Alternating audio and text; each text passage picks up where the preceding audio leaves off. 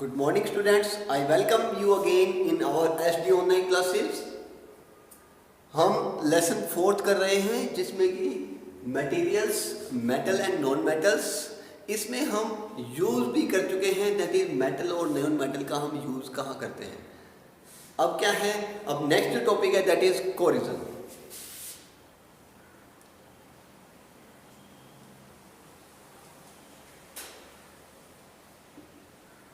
अब बात आती है ये कोरोजन का, हमको इस प्रकार से समझते हैं कि कोई भी मेटल है यदि वो काफ़ी लंबे समय तक ऐसे ही एज इट इज़ हवा में और पानी के संपर्क में रहेगी तो धीरे धीरे वो क्या होती है, ख़त्म होना शुरू हो जाती है। जिसको हम जैसे आयरन के संदर्भ में लेते हैं तो आयरन जो होता है यदि बाहर रह जाता है या उसको प्रिवेंट नहीं किया जाता किसी चीज़ से तो धीरे धीरे आप देखते हैं कि उसके अंदर ब्राउनिश कलर की लेयर आ जाती है, that is known as rust. और ये जो प्रोसेस है that is known as rusting. तो इसी प्रकार कोरिजन जो है ये कॉमन उसमें आता है कि सभी मेटल्स के लिए यूज़ होता है। आयरन के लिए जनरली हम रस्ट यूज़ कर लेते हैं।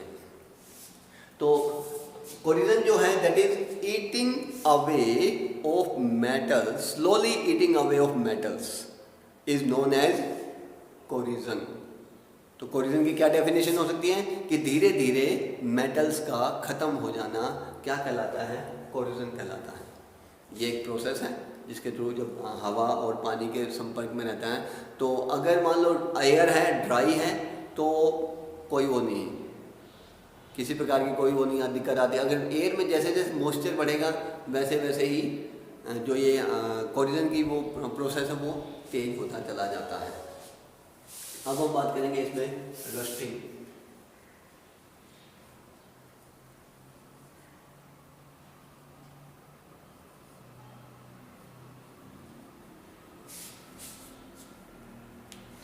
रस्टिंग ऑफ आयरन, तो क्या होता है, कैसे होता है, इसके विषय में हम डिस्कस करने वाले हैं। आप क्या करें, इसके लिए हम एक एक्सपेरिमेंट भी करते हैं और आपको हम एक एक्सपेरिमेंट भी करके दिखाएंगे जिसमें कि आपको क्या होगा इसके बारे में पता लगेगा कि रस्टिंग के लिए कौन कौन रिस्पॉन्सिबल होता है। रस्टिंग जनरली जो होता है, experiment to prove that the presence of air and water are essential for corrosion, that is rusting. Material required: 3 test tubes, 3 rubber cork, 3 iron nails, and anhydrous calcium chloride, and some oil also. Now place iron nail one by one in all the 3 test tubes.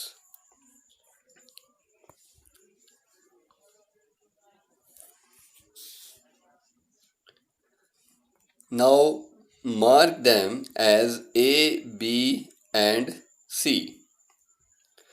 Now put tap water in A test tube and cork it tightly. And now we take distilled boiled water in test tube B. And now we pour some oil in it. Oil form a layer on the water. It prevents the contact of air. And now place a cork on it. And now put anhydrous calcium chloride in test tube C and cork it tightly.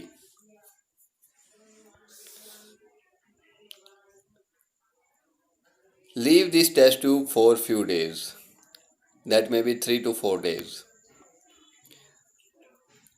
After few days, that is after 3 days, we see that the iron nail put in first test tube looks some brownish, and in test tube B it is looks as it is, there is no change or no color change. And in test tube C there is also no change in color. What these shows that, this experiment shows that In test tube A, we take air, iron, nail and water, तीनों चीज़ थी इसके अंदर और इस वजह से इसमें जंग लग गया। जबकि बी टेस्ट ट्यूब में क्या था, nail exposed only to water, oil layer prevent the air dissolving in the water.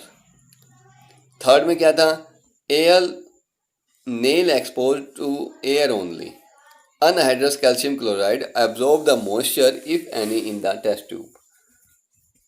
That's why A test tube got the rust, B and C do not got.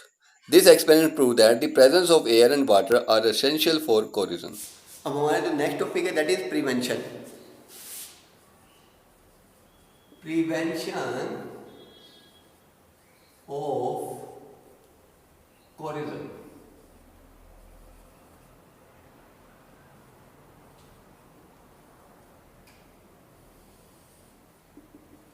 कि भाई हम metal को corrode होने से कैसे बचा सकते हैं, कोलिजन से कैसे बचा सकते हैं। कई तरह के हम इसमें यूज़ करते हैं। आपने देखा होगा घरों में हम जो लोहे की चीज़ें होती हैं जैसे खिड़कियां दरवाजे हैं उसके ऊपर हम क्या करते हैं, पेंट कर देते हैं। You can say painting, apply paint और ए लेयर। अब पेंट लगाने से क्या होता है, वो हवा के कांटेक्ट में नहीं आता, उसके ऊपर एक लेयर चढ़ जाती है और उस लेयर की वजह से क्या होता है, वो हवा से अलग हो जाता है, पानी से अलग हो जाता है, जिसकी वजह से वो थोड़ा सा लंबे समय तक कोरिजन से बच जाता है। और इस प्रकार से अगर हम बात करें दूसरा, that is applying of oil या ग्रीस, वहाँ से जो कॉन्टैक्ट है वो बच जाता है, दूर हट जाता है। हवा से कॉन्टैक्ट या पानी से कॉन्टैक्ट नहीं होगा तो क्या होगा, वो जंग से बच जाएगा। तो इस प्रकार हम उनको प्रिवेंट कर सकते हैं। इसके बाद बात आती है, हम एक मेटल आती है, अगर आयरन की बात करें तो उसके ऊपर एक मेटल की हम परत चढ़ा देते हैं। क्या नाम दिया था उसको, गैल्वेनाइजेशन।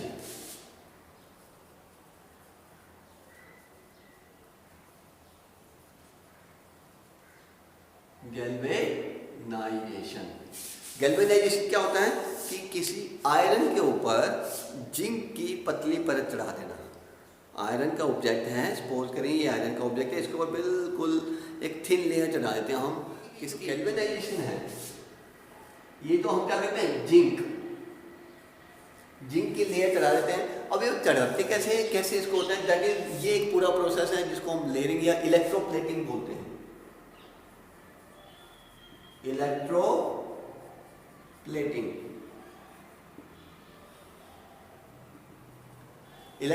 क्या होता है, इलेक्ट्रोप्लेटिंग में हम इलेक्ट्रिसिटी का यूज़ करते हैं और इलेक्ट्रिसिटी के यूज़ से हम एक मेटल के ऊपर दूसरी मेटल की कोटिंग कर देते हैं, बहुत ही पतली सी लेयर उसके ऊपर चढ़ा देते हैं। इस प्रोसेस को हम बोलते हैं इलेक्ट्रोप्लेटिंग।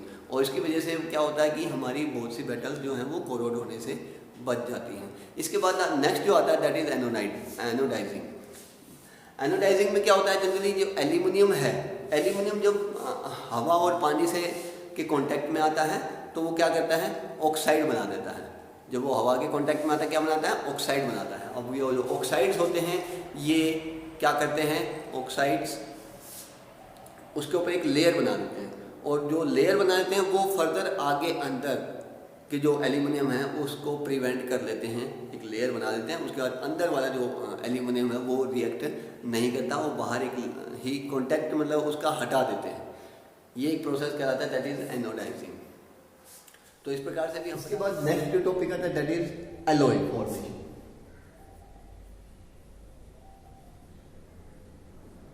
एलॉय या एलॉइंग, एलॉइंग एक प्रोसेस हो गया और एलॉय हो गया दैट इज किसी चीज को मिला देना। तो इस प्रकार से हम कुछ एलॉयज फॉर्म करते हैं। एलॉय फॉर्म करना कैसे होता है, दैट इज कैसे बनते हैं, जब हम किसी दो मेटल को गर्म करते हैं, मोल्टन स्टेट में गर्म करने के बाद क्या होता है, मेल्ट हो जाती है। मेल्ट स्टेट में उसको मिक्सअप कर देते हैं और उसको हम ठंडा होने के लिए छोड़ देते हैं। उसके बाद जो नया जो मटेरियल बनता है उसको हम बोलते हैं एलॉय। इसमें हम कह सकते हैं alloy is a homogeneous mixture of two और मोर मेटल्स और मेटल और नॉन मेटल्स। तो इस प्रकार से हम किसी 2 मेटल या 3 मेटल या 1 मेटल और कुछ नॉन मेटल्स, उनको हम मोल्टन स्टेट में जब मिक्सअप करते हैं तो वो होमोजेनियस मिक्सचर बन जाता है, और इस जो मिक्सचर जो बनता है that is known as alloy, और ये क्या कहलाता है? एलॉय कहलाता है। अब इस प्रकार से हम क्या करते हैं, जैसे स्टेनलेस स्टील बनाते हैं। अब हम इससे रिलेटेड कुछ क्वेश्चन आंसर करेंगे।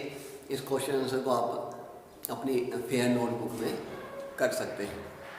Thank you and have a nice day.